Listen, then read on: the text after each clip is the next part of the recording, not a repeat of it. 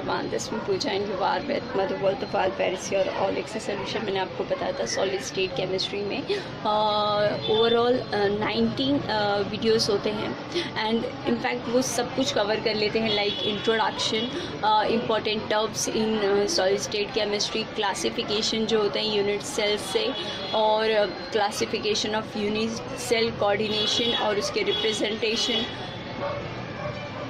2D representation of unit cell, tetrahedral and octahedral, face and body diagonals क्या होता है, location of tetrahedral words क्या होता है, वर्ड्स की स्पेलिंग होती है VOIDS वर्ड्स, और उसके बाद आपको packing, fraction, density of unit cell length, radius and distance, structures, 7th lecture जो है स्ट्रक्चर ऑफ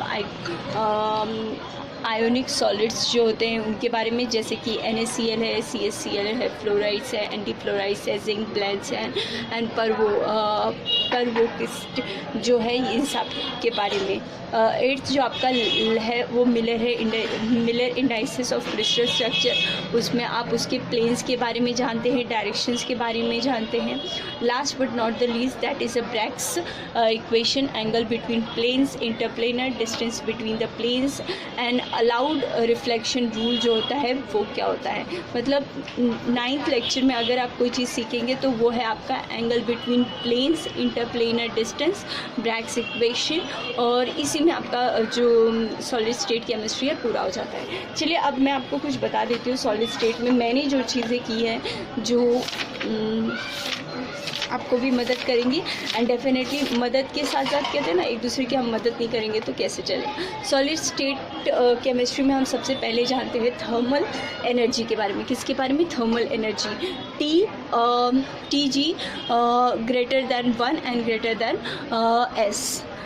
थर्मल एनर्जी जो T से रिप्रेजेंट होता है, TG is greater than 1 greater than S। Intermolecular force of attraction, intermolecular जो force of attraction होता है S is greater than 1 greater than G। अगर बताया जाए तो इनमें रिजिड होते हैं, ये इनकम्प्रेसिबल होता है, डेंसिटी होती है।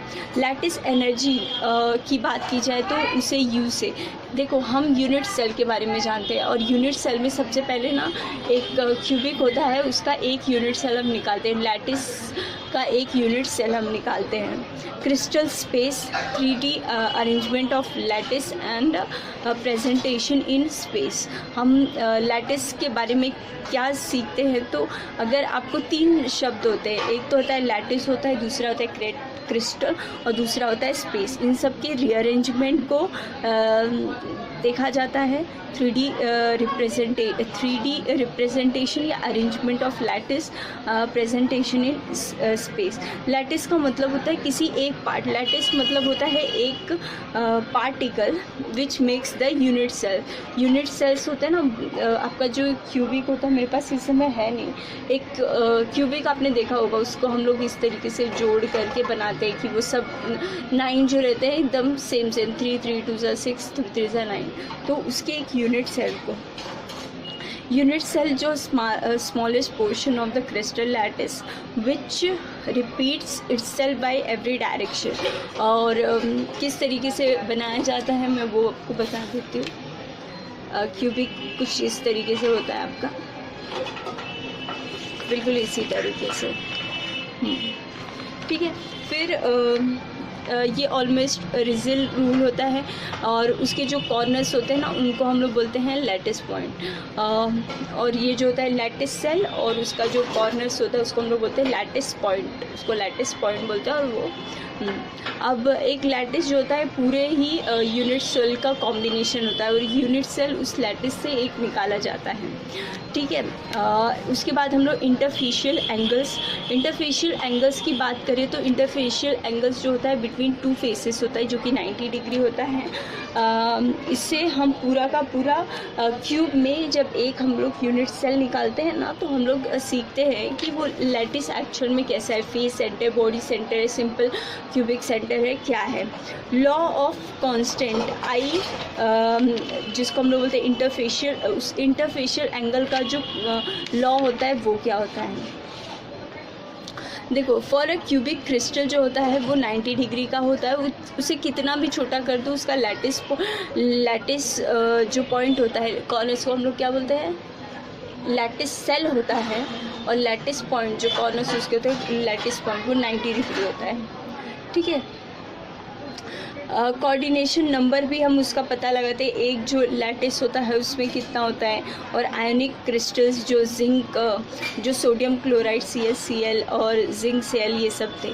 अगर यूनिट सेल का क्लासिफिकेशन करें तो वो दो होता है, प्रिमेटिव और non primitive. On the basis of location of a lattice point, simple cubic जो होता है, हम लोग बोलते हैं उसके जो लैटिस पॉइंट, पोलोनियम उसका एग्जांपल है प्रिमेटिव यूनिट सेल का, और उसके कॉर्नर्स पे ही क्या होते हैं, 1 2 3 4 5 6 7 8। तो सिंपल, अगर कोई बोले सिंपल क्यूबिक सेंटर में कितने लैटिस पॉइंट होते हैं, तो जो उसके कॉर्नर्स पे होते हैं वही होते हैं। तो टोटल ओवरऑल सिंपल एस को 8 बना दीजिए, that's it. Non primitive unit cells जो होते हैं वो BCC FCC जो भी सब आए। तो बॉडी सेंटर्ड यूनिट सेल जो होता है, बस इतना समझिए, उसके ना कॉर्नर्स पे भी होते हैं और एक बॉडी पे भी रखा जाता है। तो कितना हो जाएगा, 8 1 9 हो जाएगा। एग्जांपल उसका है पोटेशियम, अगर आया तो ठीक है, नहीं आया तो फिर भी आप जानिए। BCC में B को 9, और सिंपल क्यूबिक में बात करें तो सिंपल क्यूबिक में होता है 8, BCC में हमने समझ लिया 9। अब FCC में जो होता है कॉर्नर्स पे भी होता है और फेस पे भी होता है। ये आपको याद रखना है, 8 + 6 कितना हो जाता है, 40। ठीक है। फेस कितना, 14। इससे याद रखिए कि लोगों के 14 क्या होते हैं, रूप होते हैं। दो और होता है, एंड सेंटर्ड यूनिट सेल और एज यूनिट सेल बताया गया है। आप चाहते तो मैं बता देती हूँ। इंड और एज आता है कि नहीं पता नहीं मुझे। इंड जो होता है उसके कॉर्नर्स पे होते हैं, और एनी टू अपोजिट साइड्स, यहाँ पे बना है उसको। ठीक है, ये आपने देखा होगा। एंड सेंटर्ड यूनिट सेल जो कॉर्नर्स पे होता है, +2 बॉडी पे होता है। आपको याद रहेगा सिंपल में कितना रहता है, हमेशा 8 रहता है। सिंपल में 8 रहता है, फिर उसके बाद BCC में 9 रहता है, FCC में हम लोग के 14 रहते हैं। एंड और एज रहता है, इसमें कितना हो गया, 8 + 2। तो एंड में कितना हो जाएगा, किसी चीज़ की समाप्ति, तो 10। लेफ़्ट और राइट और टॉप टू बॉटम होता है। एंड की बात की जाए तो लेफ़्ट और राइट में रहेगा, टॉप एंड बॉटम्स में रहेगा। एड्ज की बात कर लेते हैं तो इसमें कितना रहता है, 12 रहते हैं। माय गॉड, ये हाइपोथेटिकल कंडीशन है, ऐसा होता नहीं है। ठीक है। एड्ज में, एड्ज मतलब कि 12 उसमें रहता है। कॉर्नर्स पे रहता है centre of the edge.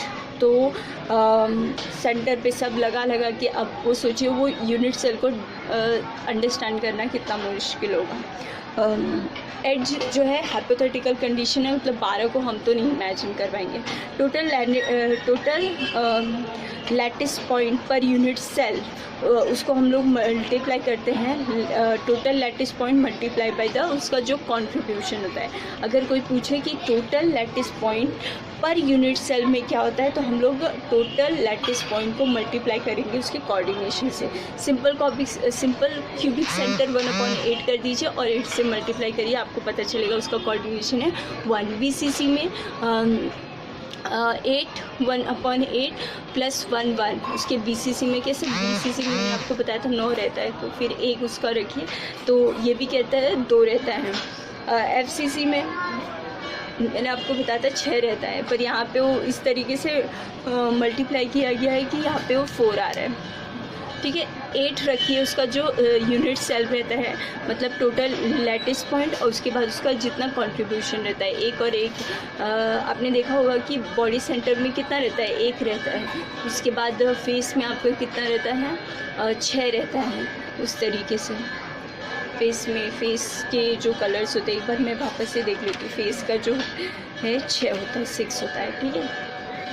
And और एज जो होते हैं 2 और 4 रहता है, लेकिन ये हाइपोथेटिकल कंडीशन है, उसको करना ना करना एक जैसा ही है। फिर थर्ड चीज़ जो हम समझते हैं वो classification of unit cell on the basis of interfacial angle. Interfacial angle की बात की जाए तो 90 डिग्री आप डाल दीजिएगा। तो उसमें क्या होता है, आपको याद करना होगा, एक डायग्राम दिया गया है। जो थर्ड लैटिस का जो स्ट्रक्चर जानना होता है वो classification of the units on the basis of interfacial. आप कोशिश करिए उस डायग्राम को याद करने की, ठीक है। उसका एक क्यूट आर मदर उसको करके बताया गया है। इसके बाद मैम ने सिखाया था एक्स वाई जेड। आप जानते हैं ये होता है आपका वाई और ये होता है आपका जेड और एक्स वाई जेड। फिर BCC FCC और उसके 2D representation of unit cell, आपको पता ही 4th लेक्चर वही रहता है। फिर वॉइड्स जो टेट्राहेड्रल और ऑक्टाहेड्रल्स में रहते हैं।